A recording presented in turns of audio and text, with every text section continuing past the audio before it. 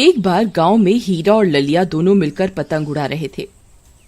अरे ललिया भाई, चरखड़ी जरा सही से पकड़, मैं पेचे लड़ाने जा रहा हूँ। ढील सही तरह से आनी चाहिए भाई, नहीं तो अपनी पतंग कट जाएगी। फिर हीरा पेच लड़ाने लगता है और एक पतंग काट देता है। अरे वाह वाह वाह ललिया भाई, वो देखो मैंने लाल पतंग को काट दिया, कैसे लहराती हुई जा रही है। हाँ भाई हीरा, ये चाइना का मांझा तो बड़ा ही जबरदस्त निकला भाई। इसकी धार तो वाकई बड़ी तेज निकली। चलो चलो, अब वो नीले रंग की पतंग काटते हैं। फिर वो दोनों पतंग उड़ाने में मस्त हो जाते हैं और वो लाल पतंग कटकर एक पेड़ पर जाकर फंस जाती है और उसकी लंबी डोर भी वहीं सड़क पर गिरी होती है। तभी एक औरत रिक्शे पर वहां से जा रही होती है। रिक्शा तेज रफ्तार में होता है। तभी उस कटी पतंग का मांझा उस औरत के गले से टकराता है। आह, अरे मर गई, ये क्या चीज थी, इसने तो मेरी गर्दन ही काट दी। तभी उस तेज मंझे से औरत की गर्दन की सांस की नली कट जाती है और वो सांस नहीं ले पा रही होती। भैया मेरी मदद करो, मैं सांस नहीं ले पा रही हूँ। फिर वो औरत सांस ना आने की वजह से वहीं दम तोड़ देती है। अरे बाप रे, ये क्या हो गया, इसका तो बहुत खून बह रहा है। अब क्या करूं? अरे अरे भाई कोई है, मदद करो, हमें मदद की जरूरत है। फिर उसकी आवाज सुनकर ललिया और हीरा भी वहां पहुंच जाते हैं। उस औरत के गले में उस मंझे को फंसा देखकर उनकी आंखें फटी की फटी रह जाती हैं। अरे बाप रे, ये क्या हो गया? हीरा भाई, वो देखो, ये वही लाल पतंग है जिसे हमने काटा था। देखो, इसका मांझा इस औरत के गले में फंस गया। अब क्या करें? अरे चुप रहो, किसी को पता नहीं चलना चाहिए कि ये हमारी वजह से हुआ है। फिर वे लोग पुलिस को वहां बुला लेते हैं। पुलिस कुछ ही देर में वहां पहुंच जाती है। अरे नहीं, ये मांझे से गर्दन काटने के मामले तो अब बढ़ते ही जा रहे हैं। पता नहीं लोग ये चाइनीज मांझा इस्तेमाल करना कब बंद करेंगे। फिर ललिया और हीरा चुपके से वहां से निकल जाते हैं। अरे भाई, जल्दी से यहाँ से निकलो, पुलिस को इस बारे में कानो कान खबर नहीं होनी चाहिए। फिर वे दोनों अपने घर की ओर भाग जाते हैं। अजी हीरा जी, क्या हुआ? आप इतने घबराए हुए क्यों हो? सब ठीक तो है? हाँ, सब ठीक है, कुछ नहीं हुआ, कुछ भी तो नहीं। फिर इतना बोलकर हीरा अपने कमरे में चला जाता है। फिर रात होने पर हीरा और इसकी पत्नी सो रहे होते हैं। तभी अचानक से तेज तेज हवा चलने लगती है और उनकी खिड़की खुल जाती है। अजी उठिए ना, देखिए खिड़की खुल गई है, लगता है बाहर तूफान आने वाला है। जाइए ना, जाकर खिड़की बंद कर दीजिए। फिर हीरा खिड़की को बंद करने जाता है। तभी उसे खिड़की से बाहर एक लाल रंग की पतंग उड़ती हुई दिखाई देती है। वो उसे देखकर चौंक जाता है। अरे ये क्या, ये इतनी रात में कौन पतंग उड़ा रहा है? अरे अरे अरे अरे ये क्या, इसकी डोर मेरे गले में कैसे फंस गई? अरे अरे मीना, मेरी मदद करो, जल्दी यहाँ आओ। तभी उसकी पत्नी मीना भी उसकी ओर दौड़ती है, लेकिन उसके वहां पहुंचने से पहले ही वो पतंग की डोर उसे खिड़की से बाहर खींच लेती है। अरे मर गया रे! अरे नहीं, ये क्या हो गया? तभी हीरा हवा में उड़ने लगता है। वो पतंग के अंदर एक चुड़ैल का साया आ जाता है। मीना उस पतंग में चुड़ैल की शक्ल को देखकर दंग रह जाती है। अरे मीना, मेरी मदद करो, इस नास मीठी पतंग ने तो मुझे अपने साथ हवा में ही उड़ा लिया। मेरी गर्दन!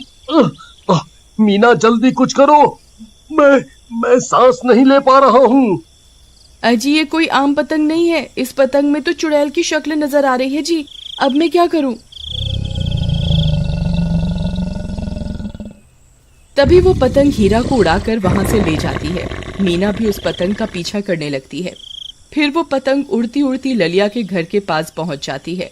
चल, अपने दोस्त को बाहर बुला, अब उसकी बारी है। तुम दोनों की वजह से मेरी जान गई है, अब तुम दोनों भी मेरी तरह ही मरोगे। अरे अरे ललिया भाई, बाहर आओ, मेरी मदद करो। अरे मर गया रे! ये नास मिट्टी पतंग तो मेरा गला दबा कर ही दम लेगी। अरे ललिया भाई, मेरी मदद करो। फिर हीरा की आवाज सुनकर ललिया अपने घर से बाहर आता है। हीरा को हवा में उड़ता देख उसकी आंखें फटी की फटी रह जाती हैं।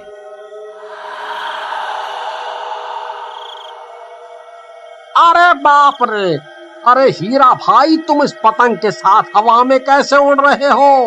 अरे नास मिटे, दिख नहीं रहा? ये पतंग की डोर मुझसे लिपटी हुई है। ध्यान से देख, ये वही पतंग है जिसे हमने आज सुबह काटा था, जिसकी वजह से एक औरत की जान चली गई थी। अब वो औरत वापस लौट आई है अपना बदला लेने के लिए। फिर ललिया ध्यान से पतंग की ओर देखता है तो उसे एक चुड़ैल का चेहरा दिखाई देता है। उस चुड़ैल को देखकर उसकी आंखें फटी की फटी रह जाती हैं।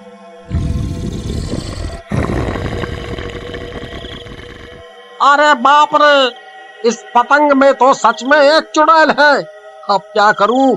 यहाँ से भागने में ही भलाई है। फिर ललिया वहां से भागने लगता है। तभी उस पतंग की डोर उसकी गर्दन में लपेट जाती है और ललिया भी हीरा के साथ साथ हवा में उड़ने लगता है।